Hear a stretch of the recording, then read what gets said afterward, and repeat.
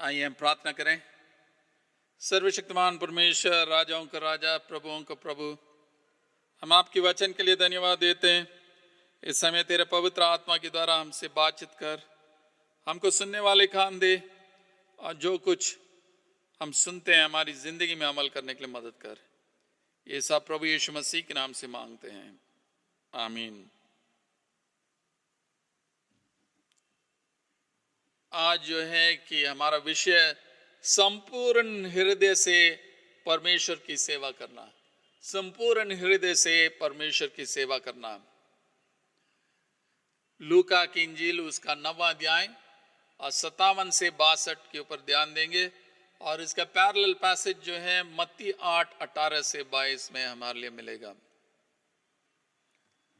तो विषय जो हमारे बताती है कि परमेश्वर से अपनी सारे मन और अपनी सारी प्राण और अपनी सारी शक्ति और अपनी सारी बुद्धि के साथ प्रेम करना। यानी हम ऐसा नहीं करना कि कुछ ही हिस्सा हम करते हैं और बाकी हम नहीं देते हैं। और हमारी जो सेवकाएं जो है सिर्फ दिखाने के लिए नहीं होना चाहिए, परंतु हमारी मोहब्बत परमेश्वर के लिए है, उससे हमारा सेवकाई आना है। जब हम किसी को प्यार करते हैं, मोहब्बत करते हैं, उनके लिए हम सब कुछ करने के लिए तैयार हैं। वैसे अगर हम सच में परमेश्वर को पूर्ण रूप से प्यार करते हैं, फिर हम उनको पूर्ण रूप से सेवा करेंगे, संपूर्ण हृदय से परमेश्वर को सेवा करेंगे। कई बार हमारा शिष्यता जो है कि जब शुरू होता है, बड़े जोश के साथ हम शुरू होते हैं। हमारी भाविक जो भावनाएं हैं, उससे जोश के साथ हम कहते हैं कि हम सब कुछ करने के लिए तैयार है, यीशु मसीह के लिए मैं सब कुछ करूंगा, जान भी देना पड़ा मैं देने के लिए तैयार हूं। परंतु कुछ समय के बाद जो है हमारी शिष्यता जो है ठंडा हो जाता है, और संसार के अभिलाषाएं जो है हमें खींचता है, और हम उसकी ओर से आकर्षित हो जाते हैं और भूल जाते हैं कि पिता परमेश्वर ने हमारे लिए यीशु के द्वारा जो क्रूस पे हमारे लिए किया है। आज हम लूका की इंजील उसका 9वां अध्याय 57 से 62 के ऊपर ध्यान देंगे, और इसी को जो है कि मत्ती की इंजील में भी हम देख सकते हैं 8:18 से 22 में।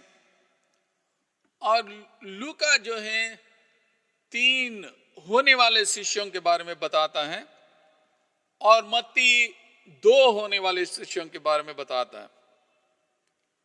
लूका का जो संदर्भ है, जब वो रास्ता में जा रहे थे, यरूशलेम की ओर से जा रहे थे। मत्ती की इंजील में जो संदर्भ है, जब यीशु मसीह कहते हैं कि हम झील के उस ओर पे जाएं। और लूका जो है कि हमारे लिए 3 तस्वीर हमारे सामने रखते हैं, 3 शिष्यों के बारे में, और उसी के द्वारा हमसे शिष्यता के बारे में सिखाते हैं कि संपूर्ण हृदय से हम कैसे परमेश्वर को सेवा कर सकते हैं। पहले जो है कि स्वोचिक शिष्य हैं, दूसरा विलंब करने वाला शिष्य है, और तीसरा अनुचित शिष्य है। Voluntary disciple, procrastinating disciple and reluctant disciple. तो आइए हम ये तीनों होने वाले शिष्यों के बारे में देखते हैं। स्वोचिक शिष्य, वॉलंटरी डिसाइपल। लूका 9:57 में लिखा, जब वे मार्ग में चल रहे थे तो किसी ने उससे कहा, जहां जहां तो जाएगा मैं तेरे पीछे हो लूंगा। यानी एक व्यक्ति जो है कहता है कि जहां जहां तुम जाओगे मैं आपके साथ आऊंगा। ये जो है जोश के साथ पूरे अपने आप को समर्पण करने के लिए बताता है, एंथुसियाज्म के साथ, स्पॉन्टेनियस एंथुसियाज्म। जहां पे भी आप जाओगे मैं आने के लिए तैयार हूं। मत्ती हमारे लिए बताता कि एक शास्त्री ने ऐसे बताया, परंतु इनका मोटिव क्या था? ये स्वैच्छिक जो शिष्य हैं क्यों ऐसे बताया? शायद उसने सोचा होगा कि यीशु मसीह के पीछे काफी भीड़ जा रही है, ये बहुत मशहूर व्यक्ति होंगे और मैं भी उनके साथ मशहूर हो जाऊंगा। शायद उन्होंने सोचा होगा कि यीशु मसीह के पास बहुत ज्यादा सामर्थ्य है, शायद मैं भी ऐसे एक शक्तिशाली मनुष्य बन जाऊंगा, अगर मैं उनके संग संग चलूंगा मुझे भी ऐसी शक्ति मिलेगा। यानी वो सोच रहा है कि मैं भी शक्ति पाऊं, मैं भी जो है मशहूर हो जाऊं। एक कमेंटेटर जो कहता है कि कई बार जो है कि लोगों को जो जो जोश देता है कि ये है कि उनको सामर्थ्य मिलेगा। शायद उसने सुरक्षा के बारे में सोचा होगा कि मेरा भविष्य जो है सुरक्षित हो जाएगा अगर मैं यीशु मसीह के साथ जाता हूं। या ये भी हो सकता वो सच में यीशु मसीह के पीछे जाने के लिए मांग रहा था, परंतु यीशु मसीह का जवाब क्या था? यीशु ने उससे कहा, लोमड़ियों के बट और आकाश की पक्षियों के बसेरे होते हैं, पर मनुष्य के पुत्र के सिर धरने के भी जगह नहीं है। लोमड़ियों की बट और आकाश की पक्षियों के बसेरे होते हैं, पर मनुष्य के पुत्र के सिर धरने से भी जगह नहीं है। लोमड़ियों के लिए बट है, पक्षियों के लिए जो है बसेरे होते हैं, नेस्ट होते हैं जहां पे वो जा सकते हैं, लोमड़ियां वो बट में जा सकते हैं, परंतु यीशु मसीह के लिए जो है उनका सिर रखने की भी जगह नहीं है। तो यीशु मसीह उस स्वैच्छिक चेलों को बता रहे हैं कि अगर उनकी दिमाग में ये है कि मैं सुरक्षित रहूंगा इनके साथ शारीरिक रूप से, वो होने वाले नहीं है। कोई गारंटी नहीं है ये सुरक्षित रहेंगे, इनके लिए कोई बड़े बैंक बैलेंस नहीं होगा, कोई सिक्योर लाइफस्टाइल नहीं होगा।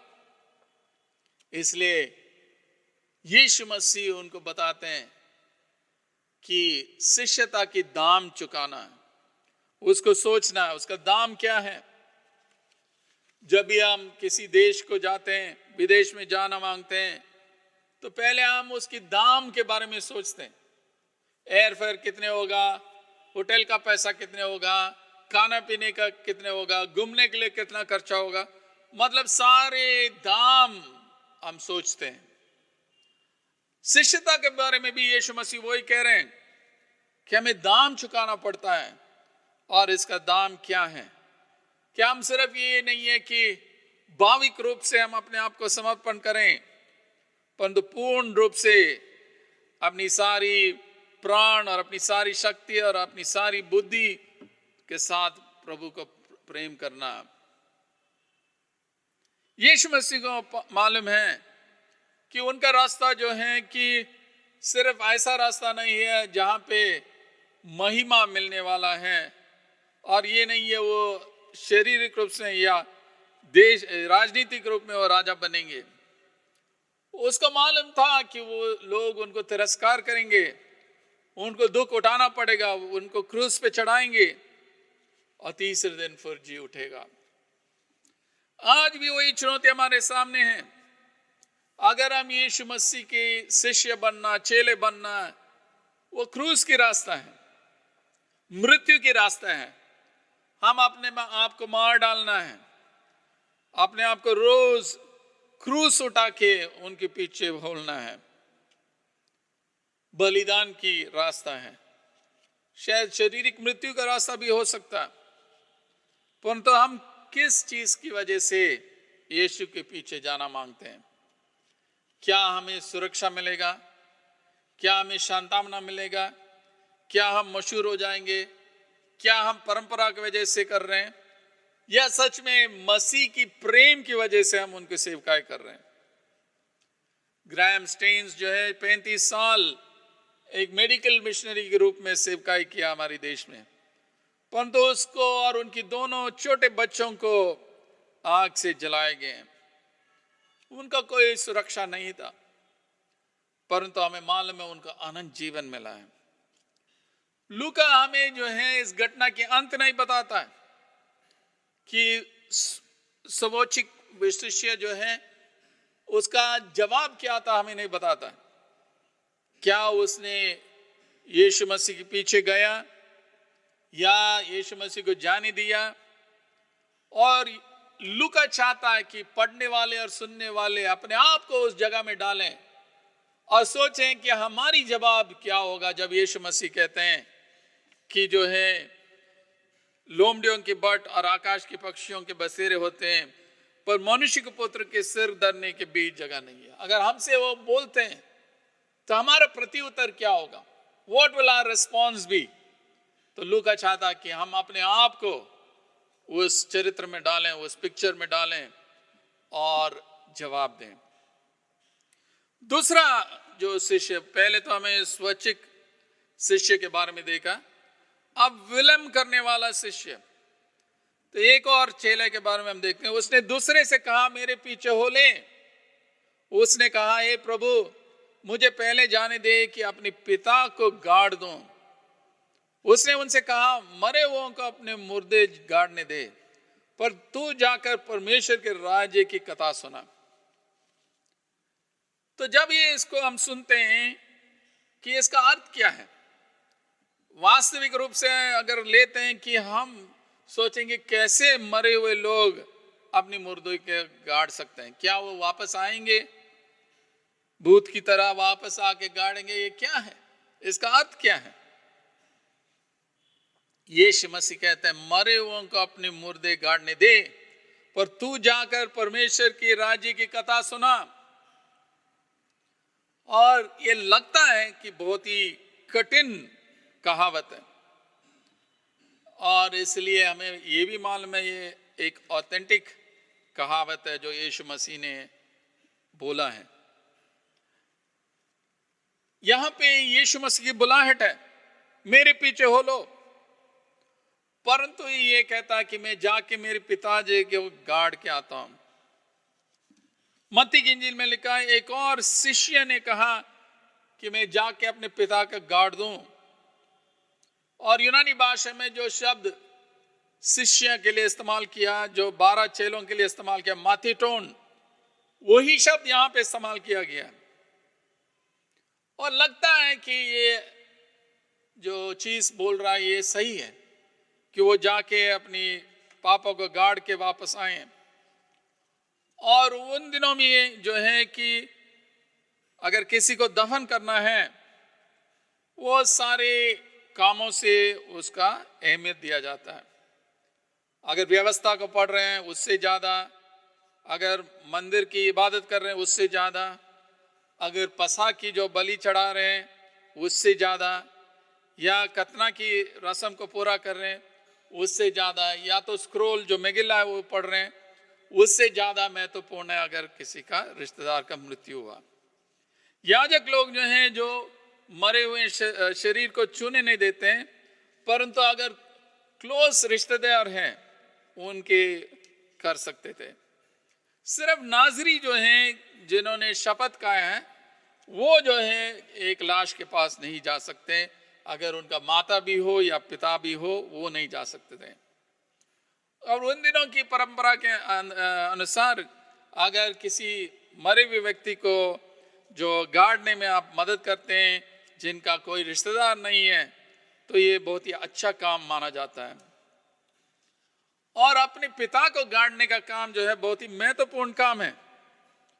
परंतु इसी के बीच में यीशु कहते हैं मरे हुओं को अपने मुर्दे गाड़ने दो, पर तू जाकर परमेश्वर की राज्य की कथा सुना।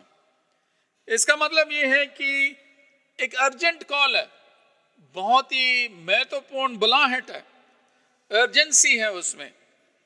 यानी परमेश्वर की राज्य के दावा जो है, जो पिता को जो सेवा करना उससे ज्यादा महत्वपूर्ण है। शायद हम सोचते हैं कि ये हो नहीं सकता, कैसे हमारे माता पिता से अधिक हम महत्वपूर्ण पिता को खुदा को दे सकते हैं। बट कई बार हमारी दुनिया में हम करते हैं। मान लो आप एक फौजी हैं, आप युद्ध में लड़ रहे हैं, आप फ्रंट लाइन में हैं, आपको खबर आ जाता आपके पिताजी गुजर गए हैं, आप वापस नहीं जाते, आप युद्ध में लड़ते रहते हैं क्योंकि आपको देश के लिए आप जान दे रहे हैं। तो वैसे ही परमेश्वर के राज्य में जो है अहमियत परमेश्वर के राज्य के कामों के लिए देना, पिता से अधिक अहमियत देना है। मान लो आप ओलंपिक के लिए आप तैयार कर रहे हैं और कल आपकी जो है आपकी इवेंट है, तो 4 साल से या 8 साल से आप तैयारी करके आए हैं, अगर आपको उस दिन खबर मिल जाता आपके पिताजी गुजर गए हैं, आप वापस नहीं जाते क्योंकि आपने उस सोने के पद लेने के लिए आपने तैयार किया, तो वो करके फिर आप जाते हैं। तो इसका मतलब यह है कि कई बार हमारे जीवन में अहमियत और चीजों को देते हैं जब मृत्यु होता है, परंतु इसमें जो मेन बात हम सीखते हैं कि परमेश्वर की राज्य का काम बहुत ही महत्वपूर्ण है। हमारे माता पिता के जो काम करते हैं उससे अधिक अहमियत उसको देना है। इसलिए वो कहते हैं तू जाकर परमेश्वर के राज्य की कथा सुना, तुम जाके ये काम करो। तो एक और में जो है कि इसका इंटरप्रिटेशन है उनकी पिताजी गुजर गया है, तो इसलिए वो एक बहुत ही महत्वपूर्ण बुलाहट है। दूसरी ओर में कुछ लोग कहते हैं कि उनका पिताजी अभी तक नहीं मरा और ये कह रहे हैं कि अभी तो मेरे पिताजी जिंदा हैं, अभी मैं आने के लिए तैयार नहीं हूं, मेरे पिताजी बुजुर्ग हो रहे हैं, अब तो मैं जवान हूं, बाद में जब रिटायर हो जाऊंगा तब मैं सेवा के लिए आऊंगा। और हमें मालूम है पश्चिम एशिया में और भारत में कि बेटे की जो काम है कि बुजुर्ग माता पिता को देखभाल करना है।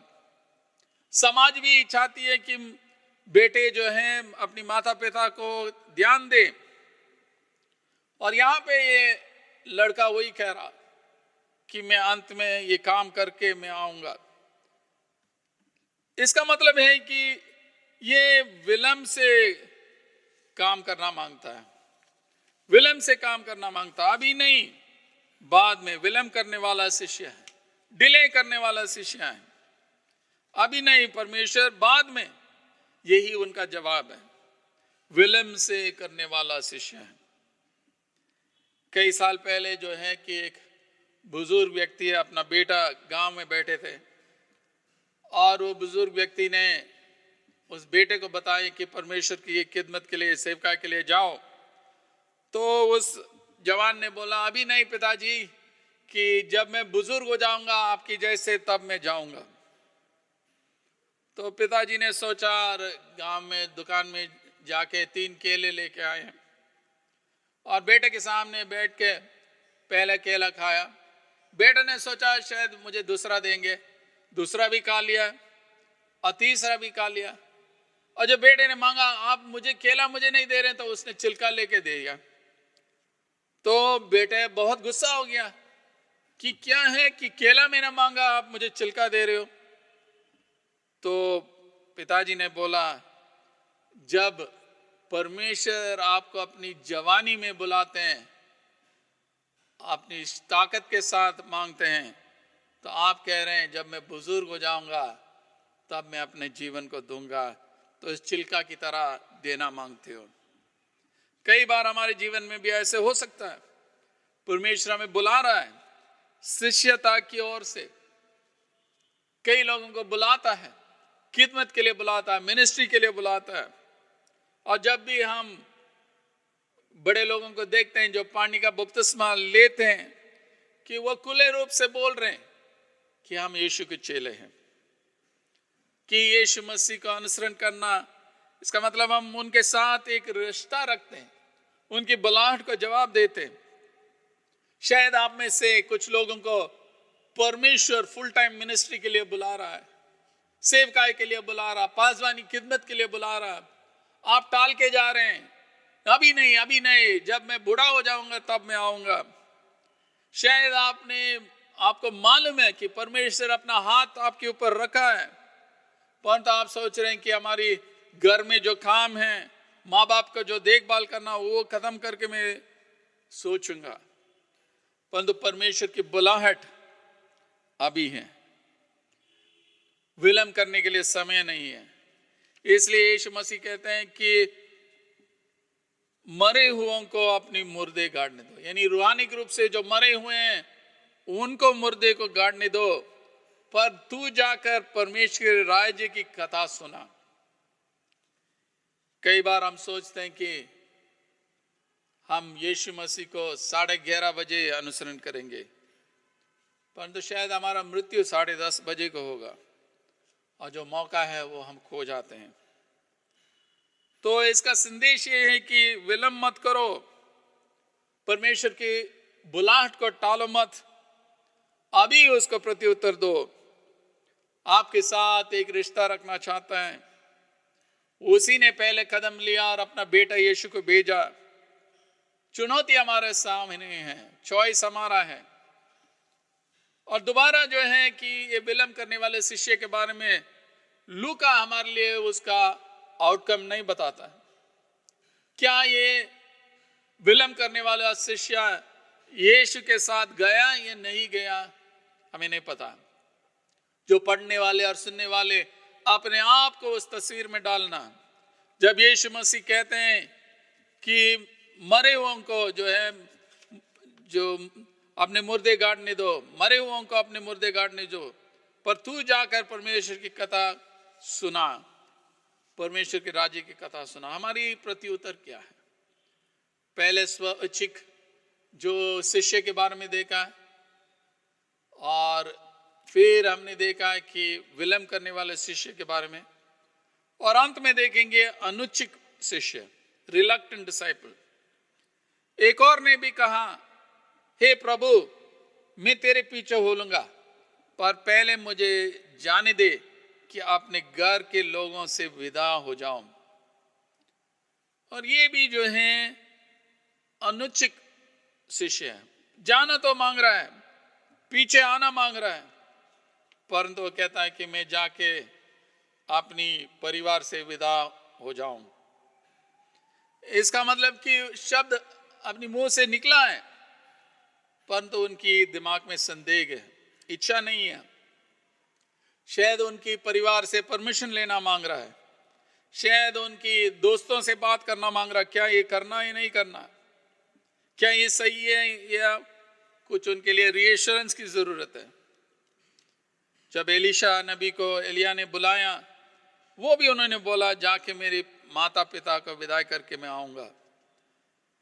परंतु यहाँ पे पॉइंट ये है कि उसको पता नहीं चल रहा कि वो जाना मांगता है नहीं जाना मांगता। तो हमारी ऊपर भी कई दबाव आती हैं, हमारी काम की वजह से, परिवार की वजह से, परंपरा की वजह से, दोस्तों की वजह से हम परमेश्वर की खिदमत में आना नहीं मांगते। तो तीसरा अनुचित शिष्य है, जो बोलता है कि मैं आना मांगता हूं परंतु नहीं करता। शायद हम भी ऐसे ही हैं। यीशु मसीह ने उनको जवाब दिया कि शिष्यता में कोई पीछे नहीं हटता है। यीशु ने उसे कहा, जो कोई अपना हाथ हर पर रखकर पीछे देखता है वो परमेश्वर के राज्य के योग्य नहीं है।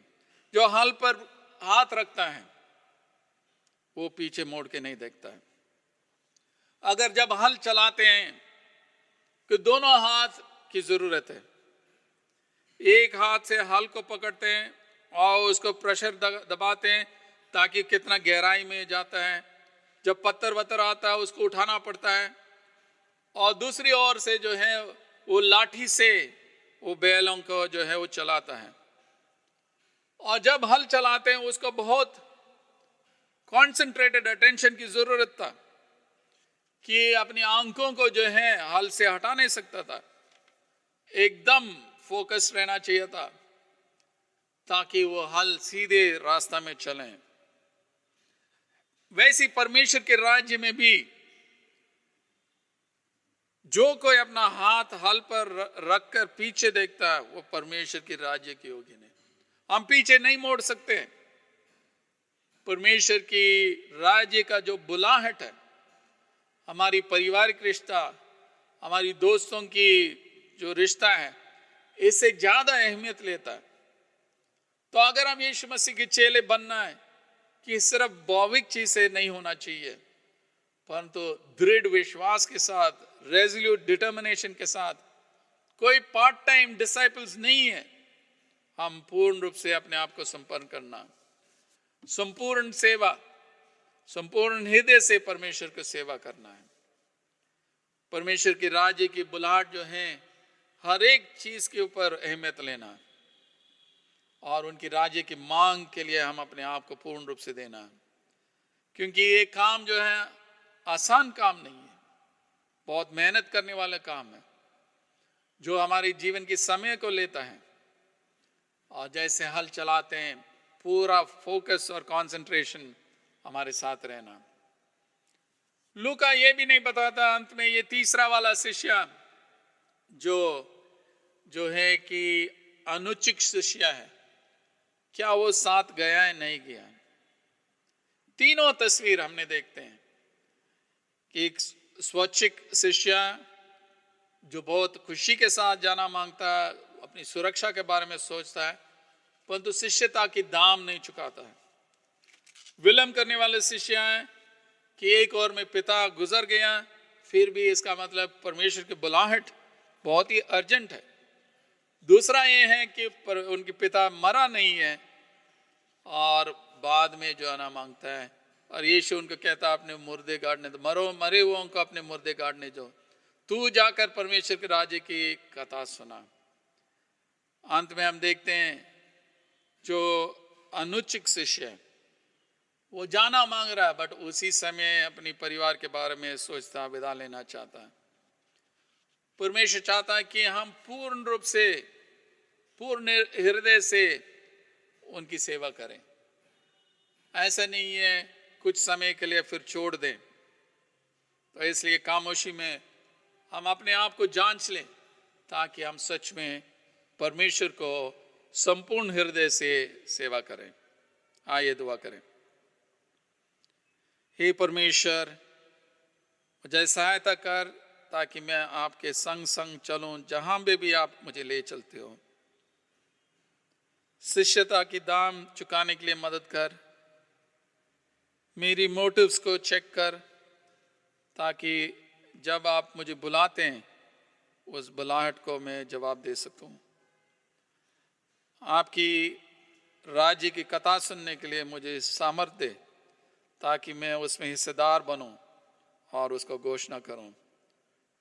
जो भी रुकावटें हैं उसको दूर कर, मेरे जीवन में जो भी कमी घटियां हैं उसको दूर कर, ताकि हम सब मिलकर उस हल पर हाथ रखें और हल को संपूर्ण हृदय से चलाएं। प्रभु यीशु मसीह के द्वारा मांगते हैं, आमीन।